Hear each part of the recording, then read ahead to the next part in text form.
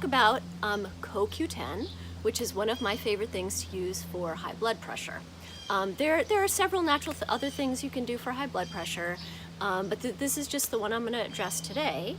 And what I tend to use it for is when someone is borderline. Someone is right at 140/90.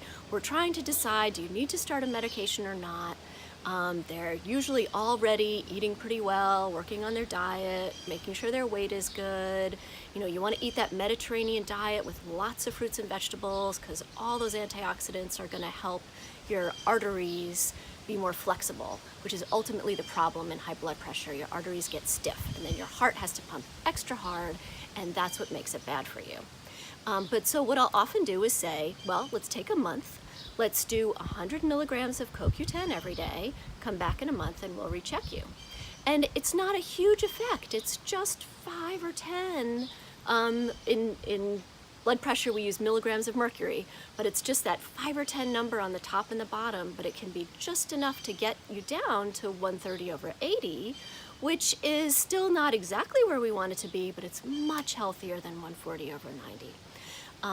So CoQ-10, it's the full name is coenzyme Q10. Again, not necessarily recommending a particular product, but this is just what I have at my house. The pills are almost always this very bright orange color.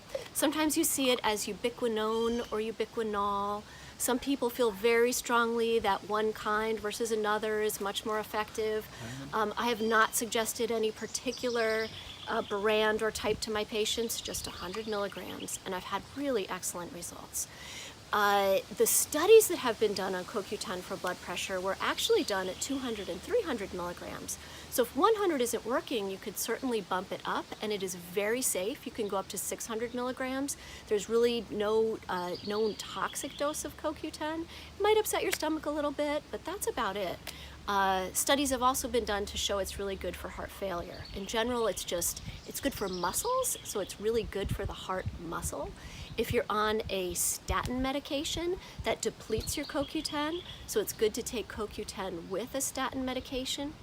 But I would just keep it simple. It's pretty expensive, even if you get a cheap one. So that's why I say just start with 100 milligrams and see how that works for you.